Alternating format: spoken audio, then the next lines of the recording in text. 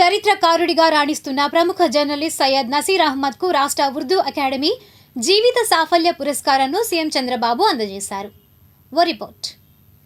ప్రముఖ చరిత్రకారులు బహగ్రంథ రచయిత సయ్యద్ నసీర్ అహ్మద్కు మౌలానా అబుల్ కలాం ఆజాద్ జయంతి సందర్భంగా రాష్ట్ర ఉర్దూ అకాడమీ ప్రకటించిన జీవిత సాఫల్య పురస్కారాన్ని రాష్ట్ర ముఖ్యమంత్రి నారా చంద్రబాబు నాయుడు విజయవాడలో అందజేశారు. మౌలానా అబుల్ కలాం ఆజాద్ 138వ జయంతి సందర్భంగా ఏర్పాటైన అల్పసంఖ్యాక వర్గాల సంక్షేమ దినోత్సవ సభలో పాల్గొన్న ముఖ్యమంత్రి నారా చంద్రబాబు నాయుడు పురస్కారం అవార్డు గ్రహీతలకు అందజేశారు.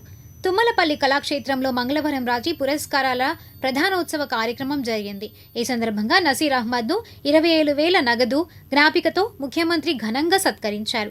ఈ మేరకు 2016లో ఉగాది పురస్కారం, 2025 ఉగాది పండుగ సందర్భంగా కళారత్న పురస్కారం ముఖ్యమంత్రి నారా చంద్రబాబు నుండి అందుకున్న నసీర్ అహ్మద్ ప్రస్తుత జీవన సాఫల్య పురస్కారంతో 3 సార్లు చంద్రబాబు నుంచి పురస్కారాలు అందుకున్నట్టయింది.